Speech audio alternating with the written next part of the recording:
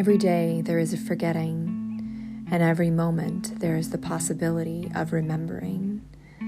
Remembering who you truly are, awakening to your body, to the inner world and experience of being alive. Here is where you find the beauty, the joy. Here is where you free your soma. Hello, everyone. Welcome to Free Your Soma, stories of somatic awakening and how to live from the inside out. Today, I have Mary Wiesen here with me, and she is an education consultant, an IEP advocate, and academic advisor for homeschooling parents. She works with parents who are beginning homeschooling, as well as those experienced in homeschooling who are ready to explore new approaches. She primarily focuses on bringing subject matter alive with theater and dance. I'm so excited to talk to you today because these are subjects that I think are so important to discuss, especially around the way that we're seeing this rise in homeschooling, which I take as a good sign. I see parents taking more responsibility for their children's education, as well as the way that homeschooling and homeschooling programs can really help to address a specific individual child's needs versus kind of this mass educational system that may focus too much on didactics or test results or things like this. So I'm so excited to hear more about what you do and how you do it and some of the experiences that you've had working in this field. Well, thank you so much for having me. I'm so happy to be here. Yeah, wonderful. So, some people who are listening may be already, knowing a bit about homeschooling or how one might get into this field that you're currently working in, but maybe you can tell us about where this began for you. Where were you, some time ago on this journey when you decided to take on this role? Great. Yes. It really began when I became a mother, and around when my son was around 3 years old, I noticed he was highly intelligent, gifted. And so I really just kind of, as every young mother does, kind of like was excited to start that whole academic process with him, and then realized something was off, something was really wrong, that he wasn't really recognizing letters. And I found out through history of the family that my husband was a severe dyslexic. And so I realized that that was most likely what was going on. And eventually we did get him privately tested, but I really was worried about him going into mainstream school, being so gifted, but yet being so disabled and reading and writing in a traditional manner. So really and truly, I was introduced to education as being a theater teacher because I had already been working as a theater teacher. So I started working at a school, and his school was a Montessori-based school with a performing arts kind of umbrella over it. And so that's where my education began, was really just kind of walking hand in hand with him and his struggles and really getting involved with the colleagues. And as the years went on, my position moved up. I became a second grade teacher. Then I was a reading resource specialist for a long time. So I did that for the first 14 years, from 2000 to 2014. When my son, and then my gifted daughter that was born 2.5 years after him with similar problems, when they left elementary school and went into middle school, is when things started getting really scary, because that bubble that I had created in elementary school, the safety nets, everybody adhering to the IEPs and all of that aspect kind of went out the window. And so they were, unintentionally being bullied, I believe, by the administration that was supposed to be servicing them, saying you can do it, you're just being lazy, typical words like that a lot of dyslexics, hear. And so their self-esteem started plummeting, because also when teachers and academic leaders start doing that, their peers start pushing back because they're going to align with,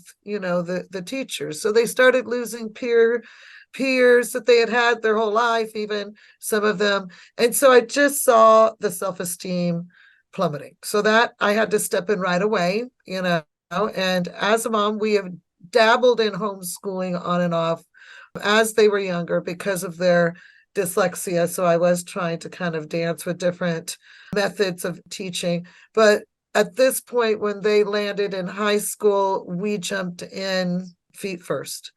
And it was super scary because we had decided to remove ourselves from the district completely and privately homeschool. And that was something I hadn't done before. Didn't quite know you could even do something like that. So that was where the journey began with homeschooling. And it was just such a blessing. We had to de-school because I had to bring back their self-esteem first. That was a priority. And with doing that, I just really focused on their talents, their passions, and what they were interested in, and what that looked like long term for life skills, and kind of created all kinds of different avenues for learning for them. So my son, he ended up working at the local theater in town as a backstage hand, and that was really great for him because theater was everything, still is in his life. And my daughter ended up doing a dual enrollment for college courses, and she excelled in fine art.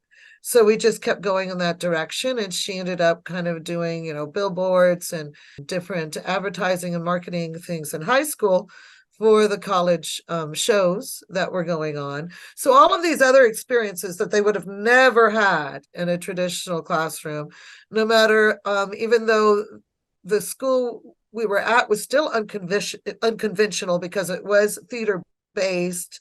And so think of mini Fame in a way, that show Fame back in the day, where you could hear the violin in the hallway and people were being all creative. And that was the beautiful part of the school. But the academic part of the school, there was no understanding after that bubble of elementary school, and a little bit of middle school popped. So with that, they took their classes, some online, some in person. My son ended up getting a job through that theater program. And with that job, he had other opportunities through working through the union and doing things for the San Diego Opera.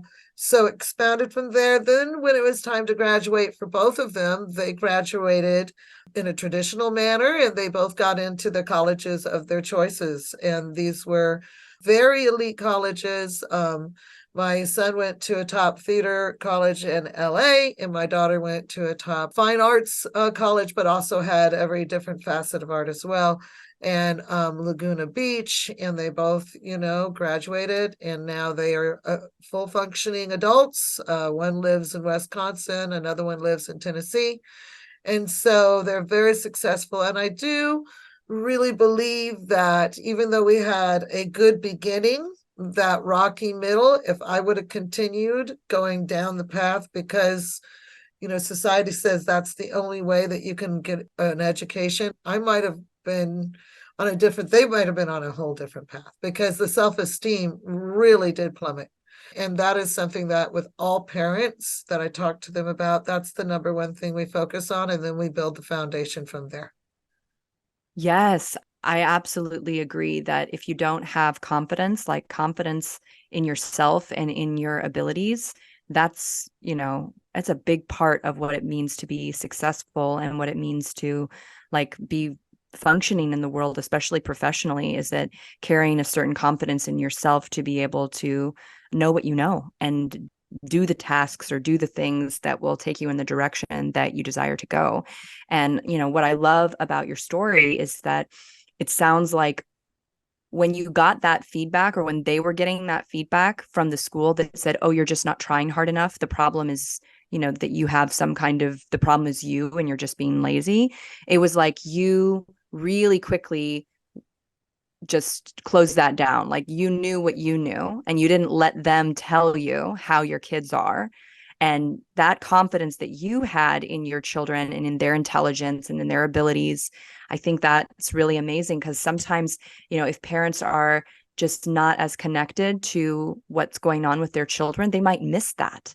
They might Right. miss that and not understand why their kid is sullen or, feeling down, and then they might get this feedback from people at school saying, oh, your kid is not performing well because they're being lazy, or there's a behavioral issue, right? Right. They're And being the class that, clown, right? And yeah, and that, or daydreaming, or all right. of these symptoms of something else. Yes. Right. And I think that there may be parents, even parents listening, who, you know, have gotten caught up on like the kind of the behavioral and addressing symptoms and trying to, look at like what's wrong with their children instead of looking at what are my children's natural abilities and in what ways are they different than this model that I'm trying to fit them into. Right. Right? Because someone with dyslexia or any kind of learning disability doesn't mean that they don't have intelligence. They may That's have right. tremendous intelligence. It's just being expressed differently. And they have certain maybe sensory or anatomical challenges that are going on that need a different model of education. Going kind of back into the theater and dance and movement as being a big part of your educational model now, what did you notice with your children? I mean, obviously they were in theater, so they seemed to light up and be able to express when they were moving their bodies versus sitting in a chair. Can you say a little bit about that? Oh, well, both my husband and I have been in theater since we can remember. So they really started out on the stage. So they didn't really know any different. But what I noticed was the confidence on the stage is really what held them together, what gave them their sense of self. They knew when they got out there that, they were going to handle their business. They were going to make people laugh. They were going to, make people cry if they needed to, later on, especially my son, who went into theater and acting and who is now an entertainment director in Nashville. But he, when he was on stage, it didn't matter who was mad at him, didn't matter if somebody called him lazy a seconds before, he shined and nobody could deny that. But I believe that that's just innately in him. And so I always tell parents too, even if your child is not going to go into theater and isn't truly like their number one thing, but they really love, let's say, science, and they want to talk about science nonstop, because I have my little science kids that love that, right? You can still do an academic-based musical that gives them the confidence to give that and deliver that information confidently to not only their peers, but in time when they are going to do maybe speeches or present in front of people. And so it kind of gives all kids that confidence that they need.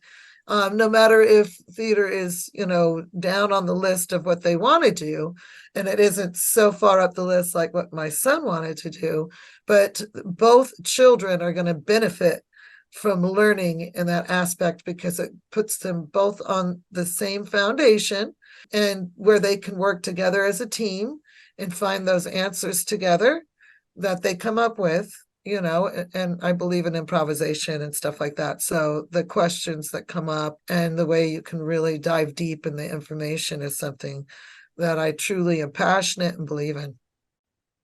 Beautiful. Yes. And moving, children learn so much through their bodies. And even as you're a, teenager and developing, and even later on in life, I think that, getting into some kind of profession where we're just sitting at a desk and we're using like our mind, but we're not like engaging with our physical body, it sort of like turns that capacity down a little bit as we get older. But when we're younger, it's a beautiful time to actually play with that, to build, Yeah. like you said, confidence, but also pathways to be able to experience life through our body and experiment with that. And I know that, many children with like ADHD have difficulty sitting still because their bodies really want to move.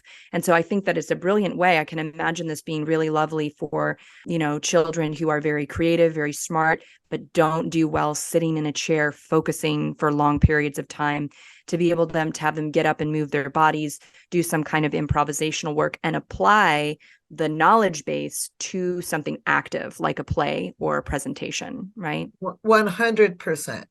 And it brings all the senses together. And so and what I love is it unites all types of learners. So you can have gifted learners that may be above other children, that they are just traditional learners, they're on task, or somebody who's, catching up. It really brings them all together. So there's not a spotlight on what someone doesn't know. So even like, when we do read throughs, and you'll have kids instantly push back and go, I don't want to do that. I want to read from a script. I'll just say, this isn't reading class right now. What you're doing is you're getting information right now. So I'm going to feed those lines to you, and you're going to give them back to me in character. And so, that works both ways. And then those that want to read. And so those that were being hesitant, no longer, that already is, and now they can actually receive the information and now retain it.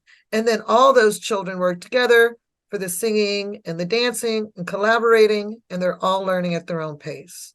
So it really is a beautiful thing that happens. And then at the end of the session, I do full costumes, backdrops. It's a big hoodoo for the whole family. Yeah. And then the kids really get to kind of enjoy the whole process, like everything that leads up to this final, presentation of a play. I mean, I think about that in terms of, how did it feel to finally take some exam? Maybe if you're a kid and you're like really into numbers or really into the idea of achievement, it can feel like some grand finale to take like the end of the term test and get like a B or an A or whatever it is you're getting, right? But it also, for many children, I think is incredibly stressful. And it's like all of my knowledge leads up to this stressful experience of taking a test, and am I going to do well on it?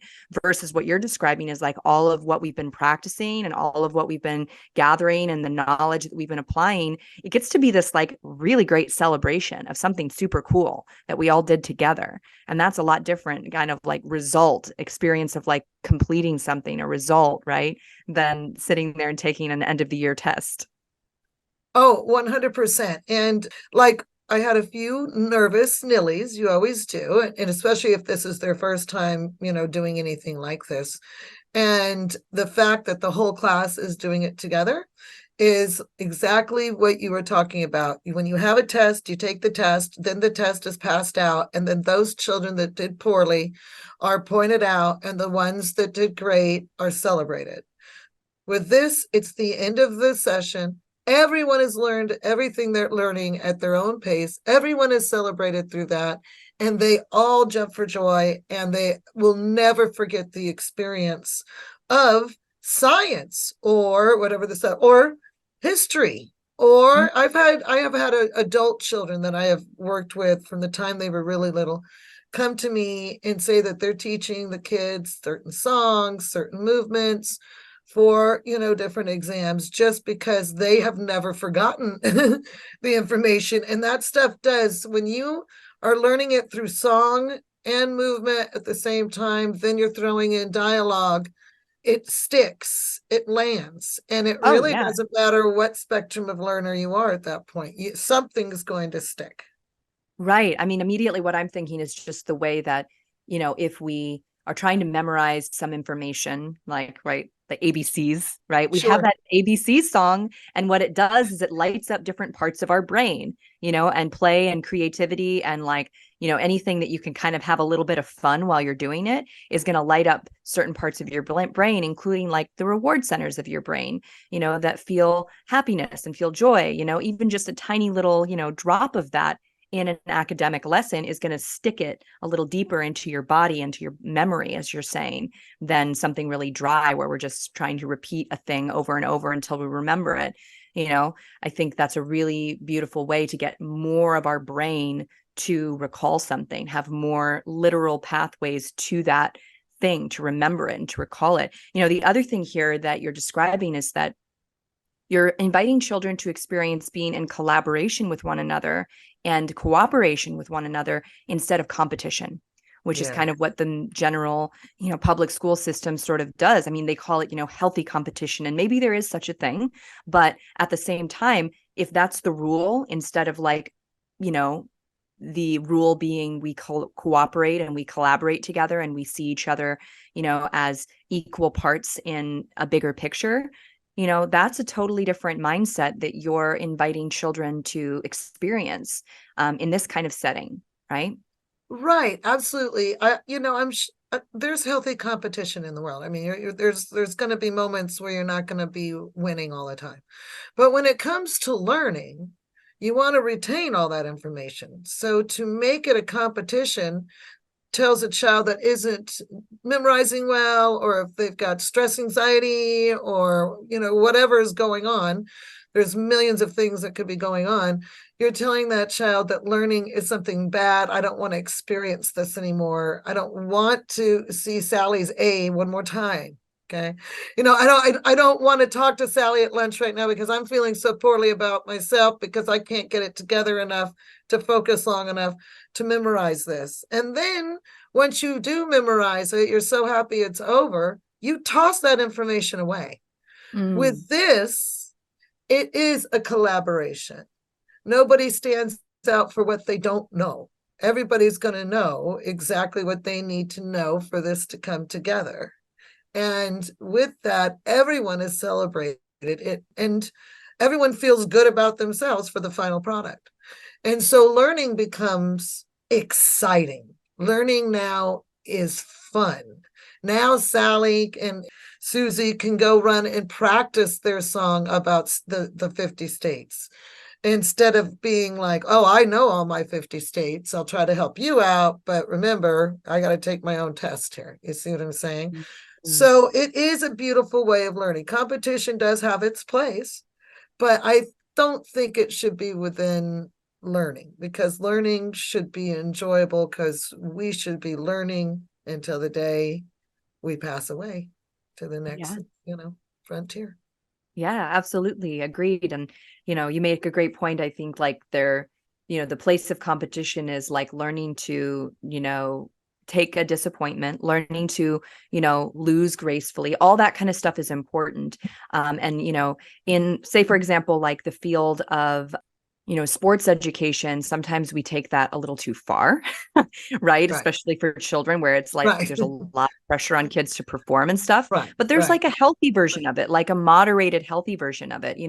When I was a kid, I had a lot of, physical, like now I'm a somatic educator, so I understand it. I understand that I had like certain, physical imbalances in my body that caused me to walk, for example, pigeon-toed with my feet turned inward, right? And I understand now that there's links between, certain kinds of physical challenges and things like ADHD, dyslexia, autism spectrum disorder. They're physically expressed as well as, behaviorally expressed, right? 100%. Yes. So, I look back on myself before all of the somatic work that I've done to bring things back to balance and build pathways I didn't have before. And I go, okay, there's a reason why I didn't like competitive sports, why I didn't do well on the soccer field, because for me, running, just running as a kid was hard, and I couldn't explain why, and nobody was helping me understand why, but if I had had some kind of educational model, even around physical education, that was more specialized or personalized, something that had like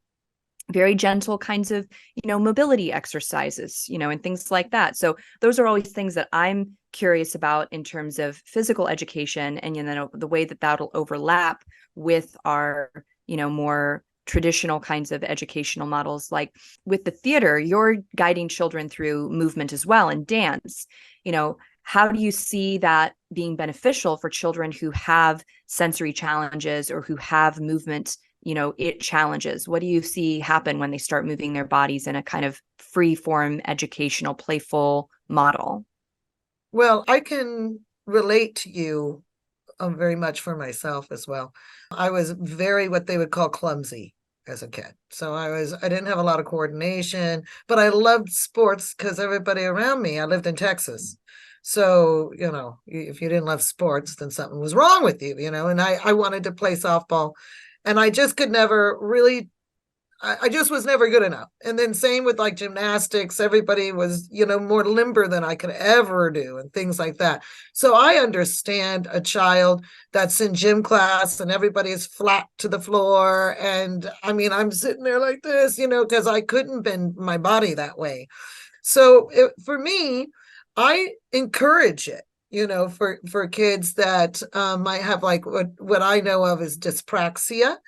is where you are going to have trouble with, like, maybe even tying your shoes, those fine motor skills. Maybe it takes you longer to learn how to ride a bicycle. It took me till I was 11 to really learn how to ride a bike, or, balance yourself. Dance in competitive nature is very intimidating, right? But if you just allow your body to move and really just move at its own, direction, and you can make, different directions swaying here and there. I don't make it intimidating. So I see kind of kids, busting out of their bubble that would make them nervous or hesitant. Now, it's kind of like the Peanuts, everybody's kind of doing their own thing in the dancing.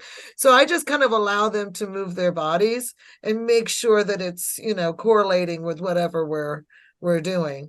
But I don't believe that if you are on any kind of spectrum that dance is out of the question. I think it's a great thing, but I don't think being competitive with it could be a great thing, because it makes a person feel like inadequate. I can't, but I can't physically do that. As a person at my age now, I realize I just didn't have that type of body. That just was not going to ever be me, and that's something that I think kids realize when they do this type of academic based musical education, is that they can be them, exactly who they are, and so we'll work in whatever. I had a child with muscular dystrophy, and so his mobility was very, very hard on him.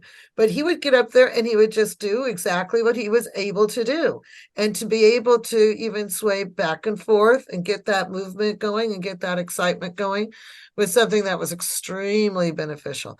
So you can definitely still have different, fine motor skill issues, whatever that looks like, and really benefit from, a theater-based, definitely even just a theater-based musical class. That's wonderful. Yeah, I think that this is all kind of bringing me to something I work with in my somatic practice as well. As like, with whatever challenges we came into this world with, whether it's a learning disability, whether it's certain, connections in our brain wiring, whatever way they're wiring that might be different from somebody else, neurodivergency, right? Whether it's, having certain muscular physical coordination challenges, something, intense like muscular dystrophy, or children who have cerebral palsy at varying degrees that they do, like whatever it is that we came into this world with, can we find even the small space that is functioning and that is functional and that is capable, and can we start there and just allow whatever is able to occur like you're describing with this kid with muscular dystrophy. Maybe all he can do is sway side to side, but in that swaying side to side, he starts to find a rhythm pattern. Maybe it's not the same rhythm pattern as the person next to him. That's okay. He's discovering it in his own body, and he's benefiting from being part of, a group of people all discovering that in their own bodies, right? And just being allowed to, given that permission to explore that without judgment, is another piece that sounds like a really beautiful way that you're using dance to encourage development in these young people. Yes, 100%. And, as long as you're moving your bodies, the information again is being retained. And I do believe in going where the children is at. Like, I like to be able to kind of see them where they're at and then go from there. That is really kind of my mindset on each individual child, because I do believe, as I can see you do as well, that I believe in individualized academic planning for each child. And I do believe you're capable of doing that. And academic-based theater is how I found it really works best. And I found it very early on, because I worked in a Montessori, as a Montessori teacher for, close to 10, 12 years. And they have multi-age groups. And so each classroom, I had the 6 to 9 age group.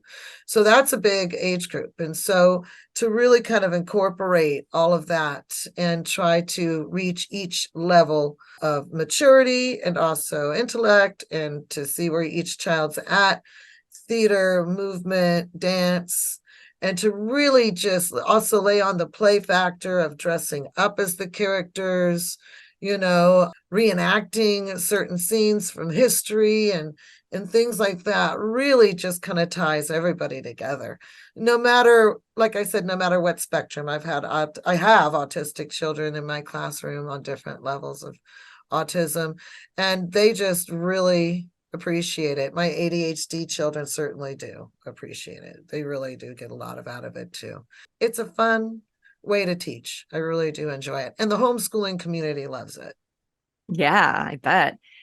It's kind of interesting, that model of mixed ages, because I got to experience that in a Waldorf school setting Oh, okay. Very early familiar. on. And yeah, so I had some Waldorf, I had some Montessori, and then I went to public school in third grade, which ended up being a very traumatic and difficult year for me. And it was, some of it was because it was such a stark contrast to the way that I had experienced education, and also the social environment was very different. I was kind of a Pollyanna, and I was sort of coming into third grade with this idea that, like, oh, if you're my friend, I'm just going to be really nice to you and care about you. And like, Right. that was not how the other little girls were in third grade. They were Oh, ruthless in right. public school. They were harsh, and I was Right. not used to that at all. It broke my little heart, because that was not how I functioned. And so after third grade, I begged my mother not to like send me back to school, and she agreed to start homeschooling. And so I homeschooled, but for my mom, because she worked and she was working night shift a lot, it was kind of like I sort of designed my own homeschool program in a way, because she just got things that I was interested in. I just told her what I was interested in learning about, and she got me a bunch of workbooks on that stuff, and then like Well, once that a month. reminds me, unschooling. Yeah, it is. It was Yeah, kind of like that. It was a little, we didn't officially call it that. And I did take right. a test. The rules were that I had to take a test once a year to prove that like I was, where I needed to be academically, right? And so she had that, but she signed me up for pottery classes. I remember I took like, some like specific classes or workshops, through kind of homeschooling communities, right? But a lot of it was just like me doing what I was interested in. And then like once a month we'd sit down with like the math book, and she'd like make me do my math, Right. No, yes. And I'm totally yeah. familiar with that. I did that with my older kids. I do that with my 10-year-old now. We have a schedule, but it really goes by her passions and her talents and what really works best. And then, let that spirit thrive and grow. And I have a lot of clients that want a more traditional type of homeschooling. But what you're describing is also a lot of parents that I work with. And I always tell them it's a beautiful thing. It's a beautiful way to learn. Yeah. And I mean, that definitely set me on a path of like, that time that I spent where, there was a bit of like social isolation, at that time for me, where I wish I'd had, more of a community, that I was tapped into, or, but there were other things that were going on with me, during that time, but it really, later on in life, I could see how it gave me this inner strength of like knowing who I am, and not Right. being as easily sucked into like peer pressure, as sucked into like what other people thought that I should do or that I should be, because I knew kind of who I was. I had this stronger sense of who I was because of that time where I really got to focus on myself and my interests, and I think that when we're talking about individualized education, that's one of the huge blessings that you get from, you know, having your interests focused on early on, the things that, you look out into the world and you go, this is for me. I like this. I Mhm. want to know more about this. And then to have your parents, to have your educational, system that you're surrounded by, even if it's a loose system like mine was, reflecting back to you, oh, you like this? Here, have more of it. Oh, you like this? Keep going, like that encouragement, versus like often if children are really super interested in one subject, in a school setting, they maybe get like just does how much they desire to learn about that subject. They're only getting met like 10% of Right. what their desire is to know about that thing. And then they're being forced to memorize and learn about all this stuff that they have no interest in. Right. Right. 100%. And like now, because homeschooling has literally exploded, the socialization that you were talking about, it's almost like non-existent. Now, if you want to, do one-on-one a lot with your child, you can absolutely do that as well. I mean, that's fine. But there's so many different communities that are out there, and like homeschool enrichment centers. That's where I teach at a homeschool enrichment center, and I teach at two different campuses. And so I teach on a Monday, half day on a Tuesday, and on a Wednesday. And so those are the days that I'm on campus. And so parents what's so neat is they, kind of pick their child's schedule like a la carte. Some of them use district funds because you can homeschool through the district. So you can actually get money to, facilitate a lot of these different classes. It doesn't have to be just strictly academic. The parent can stay home and do that home. And then they can bring them into these classes to do cooking classes with their friends, to have lunch with their friends, to go to, PE or learn about cars if that's what you love to do, or build Legos, whatever. So there's like a ton of different options for you to be able to do it one day a week, 2 days a week, 3 days, 4 days. You get to choose. You have really power, of choice with this type of homeschooling. Other parents utilize that same kind of homeschool enrichment center, but choose to privately homeschool. And so they do that in a different way, and they finance it because they can afford it that way.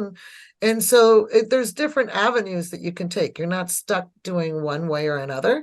Also, there's different co-ops and so many different avenues for kids to really explore extracurricular activities, sports.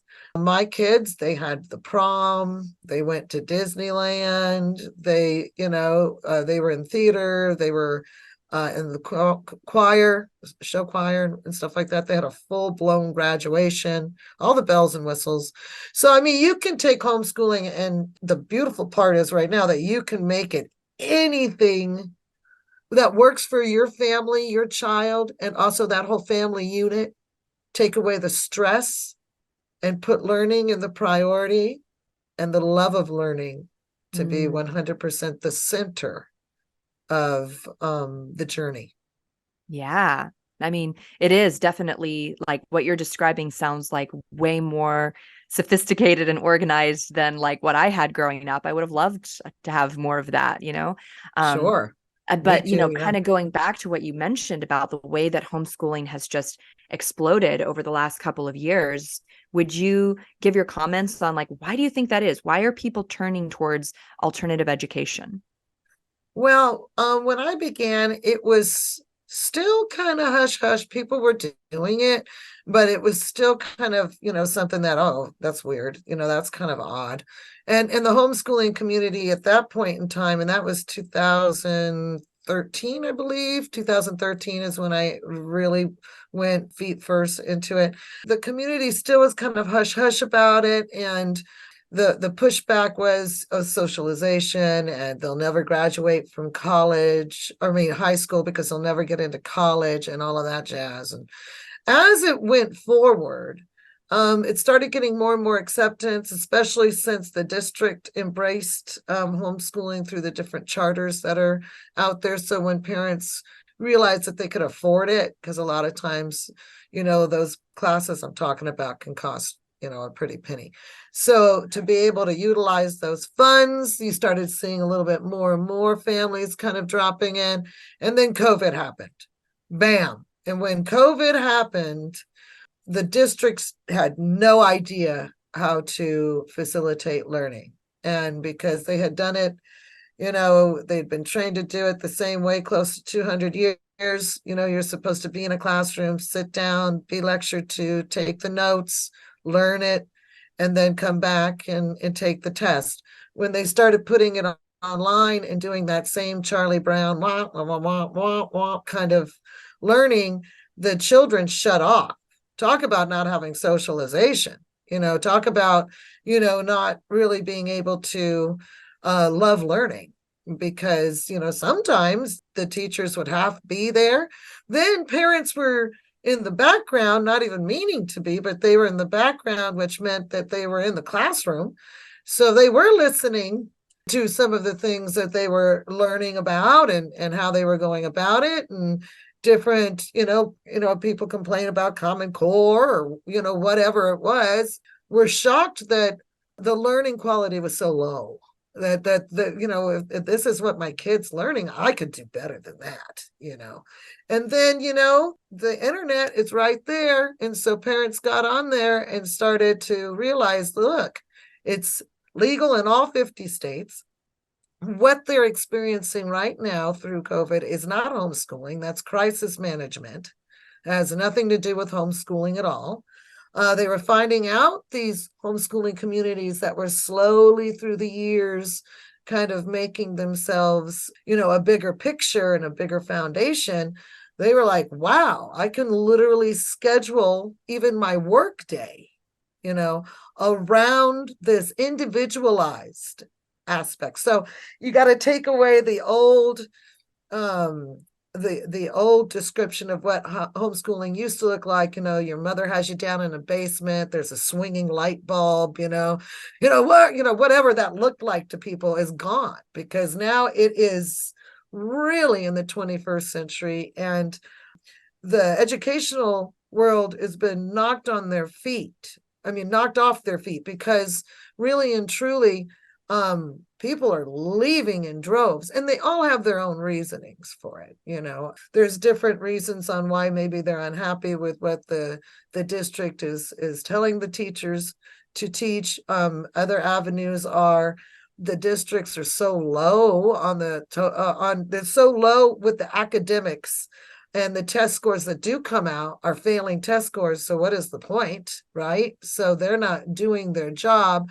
There's people that I work with constantly that their special needs child, whether that's, autism, ADHD, or my kids were twice exceptional. That means that you're gifted but disabled in different avenues. All different spectrum of learners, realizing that they were really falling through the cracks, and that they weren't getting those accommodations and modifications that not only they deserve through FAPE and the IDEA Act, and federal law, but they found out that they weren't getting them already at all, so they were seeing the bigger picture. And so that's when parents just decided, look, I can actually take charge of my child's education. I don't have to be told exactly how my child thinks and learns and responds to learning. Like you said earlier, when I was hearing things like, don't worry about it, your kid's just being lazy, they're brilliant, they'll snap out of it. Those kind of words were alarming words for me. That meant, okay, we're not going to do that. We're not going to label my kid that way. And so I understand that the educational system is overwhelmed. I understand they have 30 kids per class. I understand that they don't have, the resources they need. And I can empathize with that. But at the same time, my children aren't going to be the collateral damage from that. And I think other parents woke up and realized their children don't need to be collateral damage from that either. And so the parents I work with, some of them work some of these enrichment programs. They do all of their academics at home. Sometimes they'll have a specialized tutor come in, and then they'll do the drop-off program where they'll go to the office. So so like an enrichment center kind of operates and moves like a school campus, but they're not. It's an individualized businesses. Each classroom is an individualized business. So that's what mine is. So I'm like a vendor. I'm an academic-based enrichment vendor for the homeschooling community. And so that's a whole different topic, because not only are the parents grabbing their kids and running for homeschooling options, because there's many, teachers are also packing up their bags and taking off and knocking on the door of the homeschooling community and saying, how can we help? Yeah. And can you show us how we can help kind of build this community? And then finding out for themselves that they can have their own businesses and run their classroom their way and be able to teach their way and be able to modify and accommodate students for their individual, talents and passions and things that they're interested in. So it's really become a beautiful thing. I mean, COVID really just popped the bubble. That balloon kept getting bigger and bigger and bigger. It was bound to pop anyway. And Mm. so, with people being unhappy anyway. And so with COVID, it was just exactly that needle that parents needed to wake up and see their options. And there's so many great options out there. Oh, I love it. The way you've described this, I can almost just feel the momentum of this being a revolution of the way that children are educated in this country, Oh, which yeah. is something that's been needed for a long time. But because when you look at like the international education, where the USA ranks on that compared to other countries, it's pretty dismal. It's pretty It's very disappointing and kind of dismal. sad, Yeah. you know? And as you said before, often parents will blame the school district, they'll blame the teachers, they'll be like, why aren't you doing your job? And then the teachers have throw their hands up, they say, I don't get paid, I don't get funded, I spend tons of my own money on supplies because Right. I don't get funding. And it's like, okay, well then who's in charge of that? Looking at the way that the infrastructure of the educational system has been declining, it really Well, has and been it's declining. been hijacked by bureaucracy. And the other thing is that they come in and they start ordering the way teachers are supposed to be teaching, and they had never even stepped into a classroom. Right. So to be able to be on page 47 at this exact time, but not being able to stop if you see the class just deer in headlights not getting it, but they can be, penalized because they didn't reach this goal, that goal, the other goal, from people that have never even gone into a classroom to experience what it's like to have all those little faces looking at you and understanding that each of those kids are individuals. So teachers have had it too. You've got the low pay, you've got kind of the way that they're being, told how to teach in the classroom, you've got overcrowding, you have kids that are on different spectrums of learning now that they really try to label them and categorize them, but you really can't because now they're realizing everybody is a little, different in the way that they process information. And so for me, that means the way you teach and deliver information should change. But it seems like everybody's just not on the same page on what that looks like. And so that's why homeschooling has become a real, like you just said, but I say it too, it's a revolution. It's going to change it for parents, for teachers, family units as a whole. No more screaming, yelling about homework and stuff like that. That can go straight out the window. You can enjoy family time together now, or you can focus on those things that you guys like to do together.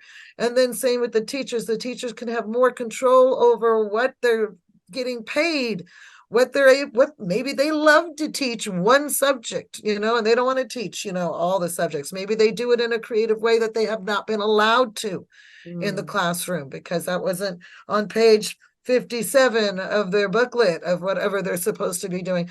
So it's happy on all kinds of levels. I really have not seen a downside. It seems like every single 5 seconds I turn around, there's some kind of beautiful new thing that the homeschooling community has come up with to really support families and kids, but also teachers that are entering this little different Yeah. world. Yeah. Totally. Yes. I mean, it's very exciting and I can feel your passion for this. And the other thing too, maybe we can chat a little about this because I know there's an intersection here. There was a rise in charter schools before this kind of surge in Right. homeschooling, and charter schools are kind of almost like a hybrid, because you can apply for a charter, and then basically kind of run your own little school system. And that's what I ended up doing when I did go back to school, when I was 13, I went to a charter school that had the ages 7th through 12th grade.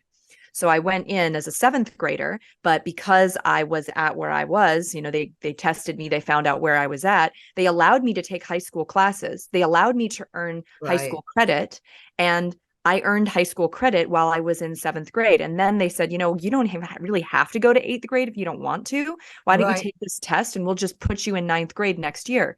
So I took the test and I went straight from 7th to 9th grade. And and this was a small charter school. There were about 80 kids in the whole school, and it was run by consensus. It had its own model. All the teachers were equals. There was no principal, there was no hierarchy, and I love anybody, that. parents, teachers, students, they were all welcome to come to like the school meeting that they had once a month. They had like an administrative meeting, kind of town hall meeting for the school once a month, that everybody was allowed to contribute something to. Everybody was allowed to bring their issue or their problem or their idea to the table to be discussed during that meeting. And I mean, at the time, I had nothing to compare this to, so I didn't really know how Right, precious or how cool this was. I was right. just kind of like, oh, I'm doing school now this way, I guess.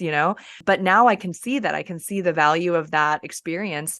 And I'd love to hear a little bit about what you think, charter schools offer that might be slightly different from a homeschool model, or in what ways they intersect. Well, like charter schools are awesome. They also magnet schools, also they call them magnet schools as well, where they go in and they are alternative in the way of really kind of looking at the child, the whole child, and sometimes they'll focus on certain avenues of learning. So it could be a technical school Right. or That was what mine was. We did yeah, technology. So there like was a lot of PowerPoints and technology. all this stuff. Yeah, or it could be a theater-based school. Like there's charters that are theater-based schools. I think they're great.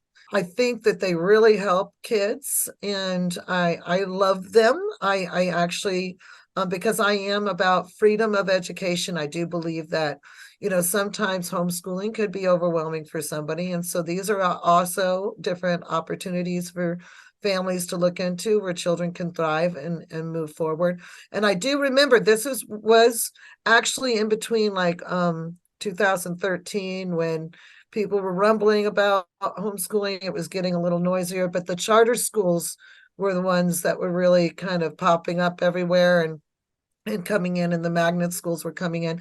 So they've actually the private homeschoolers kind of rolled in some of that kind of philosophy, and they do things like called micro schools and different things where community will come together and say, hey, my kids really like robotics, and we would love to do even math and science and tie in everything, but still, kind of, have those robotics, kind of like I do with my theater thing, and wrap it up all in the end of what they've learned. And so they would create a micro school of that, where the family would come into that. So it's kind of like the same idea as charter schools. Charter schools are still district schools, so they still get funding from the district, and the district started getting upset about charter schools because they were, quote unquote, stealing funds from the brick and mortars that they hold so dear. Right. Well, I mean, the thing that I think was so impressive, even with, my son is 5 now, and I've been homeschooling him, kind of unschooling him, honestly. It's been similar to, just letting him follow his interests. Oh, he wants to paint today. Okay. He wants to draw today. Let's just draw all of the characters from the book that we just read. And can you That's draw right. their costumes? And, oh, this guy wears a hat. Let's put a hat on him. And he does that now. He'll like draw out all the different characters from the books that that we read together, that he listens to, because he really loves audiobooks. He's particularly been fond of this reading of James and the Giant Peach. I don't know if you are familiar Oh, with. It's a yeah. really good audiobook. It's Yes. British comedian James Acaster, and he does all the voices, and it's Oh, really, fun. it's really like expressive. And so, sounds like he's listening to an audio play, you know what I Yeah. mean? And then he'll draw all the characters from that, and I would love to, like create. I've thought about this, my husband and would be down to this too, that we could create like little mini plays from sections of the book that he likes, and then act them out, stuff like this. But he's That's also at the my point. expertise. That's what I Yeah. do. Yeah, that's exactly so much fun. And now that we have like, you can even do a little film, you could do like a little film. Right now, my daughter is preparing, because she's 10 now, so she doesn't really want her dollhouse anymore, kind of a thing. She doesn't really play with Barbie anymore, but she sees something interesting here. She sees that her Barbie was a little too big for the dollhouse anyway, so she has this vision now of creating this short segment show why Barbie is moving out of moving out of this. So she's going to have her in the tub, and her legs are, oh no, that's not going to work, and she's going to have this whole move out scene. She wants to sit down, edit it, She wants to sit down. So like she's going to take something that she's going to end up giving away, but she's going to make this wonderful film about it. And she's already been doing this. She's been doing stop action animation where, with the clay and things like that. So she's been doing this stuff for a while, but then now she'll sit down and she'll edit it, and she'll sit down and understand, like she wants certain sounds in the background or certain things like that. And it's so much fun to be creative like that. So if you take a story and you do an audiobook, then you sit down and read that story, and then you have them create the picture of the characters in the story, and then you get the little costumes, and then you create the little play. He'll never forget it. It'll stick and it'll never leave, because it'll be an experience. And learning, should be something that everyone should love and look for and have a drive for, but also it should be a lasting experience for everyone. And Yes, that's what you're creating for your son. I'm so happy for you. Yeah. Well, and now, because now, we're transitioning to kind of a different time in our lives, and I'm thinking that he would actually really enjoy a more structured setting of school. And so I'm looking at charter schools, and the big, one of the big things is just like looking at the class sizes. Like they're up to about 30 kids, in a class for one teacher. And I don't know why I never realized how kind of crazy this is, but like, imagine you're just like one adult and you're surrounded by 35-year-olds. 35-year-olds. It would be so much better if they were mixed age, because it's like just like the energy right, of the older ones would 5-year-olds. also help. Yeah, they can kind of mellow it out. Yeah. And there's so little. I can only my class is capped at 15. Right. So, even then, if I have tinies, I have to have an aide. If I have littles, like from TK to K or TK to first, I need to have somebody there, even with 15 kids. Right. Couldn't imagine 30, on your own type of a thing. My daughter, she benefited from a little preschool because she's very social. And so at this age, I had things that were going on, and I really couldn't, be there at every second of learning at that point in time. So I put her into a little preschool program down the street. It was through the local little church, but they had a 15 minimum cap in the classroom, and she stayed there. Let's see, she went there when she was 3, 4, 5, 6. So about 4 years she was in there, and it was very beneficial. It was cute. It was fun. It was very much whole child, so something fun like that. I would totally recommend, whatever that looks like for you, of course, whatever centers or whatever that looks like, Well, I'm looking into something called an expeditionary learning school. I don't know if Oh, you've heard fun. of that. Yeah, but it's No. basically similar to what you're saying. Their whole model is, I don't know, there's this German guy, Kurt Hahn, who created this educational system about like expeditionary learning, meaning that whatever it is that you're learning has to be like applied to something real that you would experience in life, or something that you would do. And so that's a lot of their learning is project based, kind of just what we were describing, but around like all different kinds of subject matter. Like it might be about sailing, and they're learning all about boats, and they're learning all about the history of sailing. And then they take the kids on a sailing trip, and then have them come back and do a presentation about the sailing trip and about, just everything to do with that subject. And when my big test here was like, okay, so how many kids are there per class? And they're like, well, the kindergarten classes have 22 kids and there's 2 teachers. And I was like, perfect. That's it. That's perfect. That works out very nicely right there. Because you don't want a teacher to be overwhelmed with just so many littles everywhere. You know what I mean? Oh, yeah. Because, one child, might be getting a lot of attention. Another child, because they're being like perfect, and that's what a teacher needs, that good behavior. And then you have somebody that's naughty over here getting all the attention. But then everybody who's not kind of gets lost in the shuffle when you have so many, without the help. So that sounds great. That sounds like fun. I love learning like that. Very, very passionate about learning like that. Like when Grace got done with her little preschool, we did world schooling for a while, and that was 100%. I want to get back to that at some point in time. What's world schooling? What did that look like for you? Oh, world schooling is, well, I would just say that is one of the greatest experiences. So we would pick a topic or something and she would learn about it. So we were lucky enough to be able to go to Ireland. We were lucky enough to, go to Europe. We went to Paris and we went to England and we were very lucky. But we also did local world schooling, or what they call RVing sometimes, is where you will go to different local places here in the United States and learn history. And so then you're going to go now and see history. You're going to go into that museum. You're going to be hands-on with that. Now, what we're going to do is like for culture. When we were doing different culture, we were learning about Spanish and we were learning about French. And so then we went to France. French was coming in handy, but now she was hearing it in the country as people were talking about it. Then she tried escargot. I couldn't believe it. And so she was, adventurous. It brought out an adventurous side, but also she learned so much because she was entrenched in it. And that's what we really want to get back to. But a lot of people are like, well, you'd have to have a lot of money to do that. There's so many sneaky ways to do that. I Yes, mean, you do not absolutely. have to be rich. I tell people that. I'm like, I'm no millionaire. Are you looking? There is no millionaire for me. Look at my car, no millionaire. But what I do have is tenacity, and there is different ways to be able to get to where you need to go and experience these really life-changing things. And, you can bring a book along and take a map along.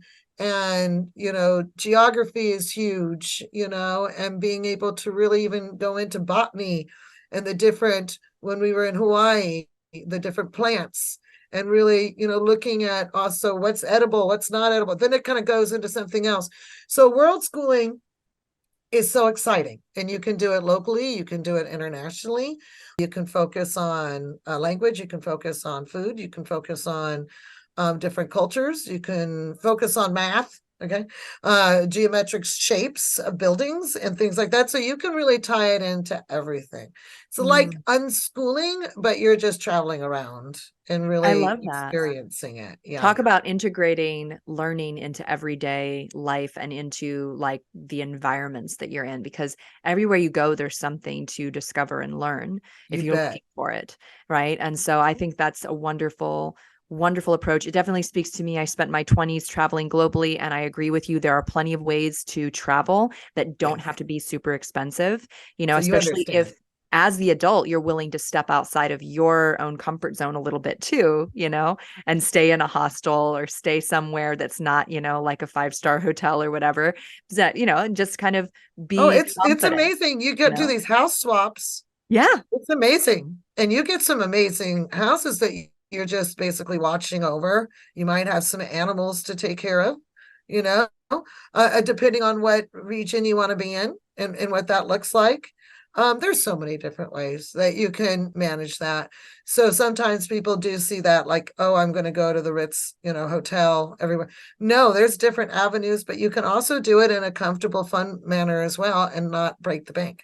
And Yes. so thank you for understanding that. I really like that when somebody understands that.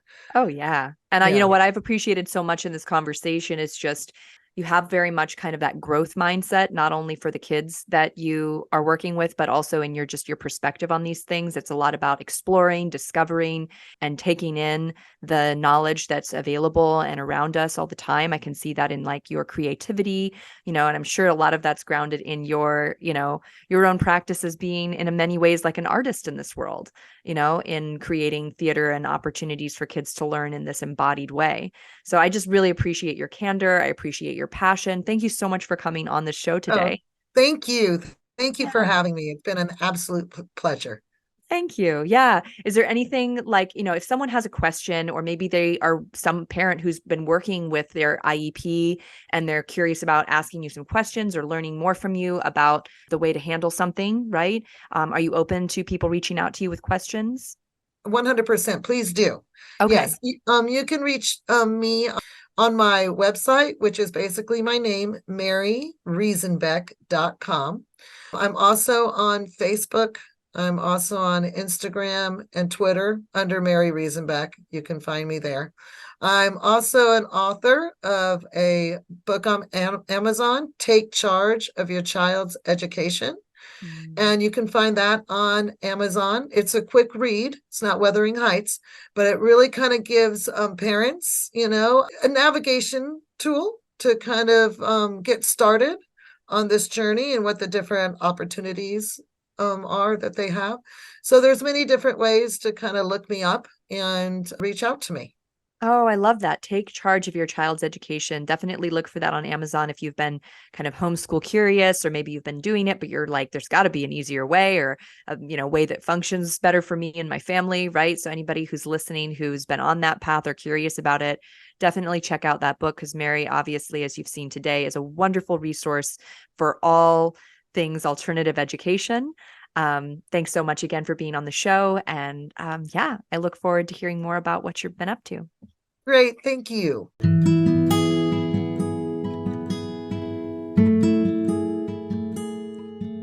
You've been listening to the Free Your Soma podcast.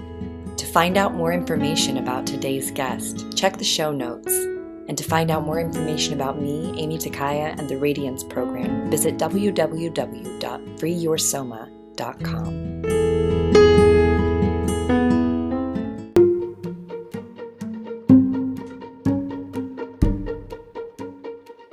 Hey there, truth seeker, freedom lover, consciousness expander.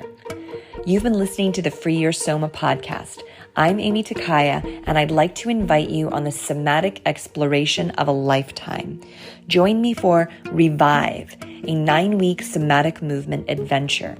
You and an intrepid group of heart-led leaders will learn how to release muscular stress, tension, and pain, and how to come back to ease and flow in your body.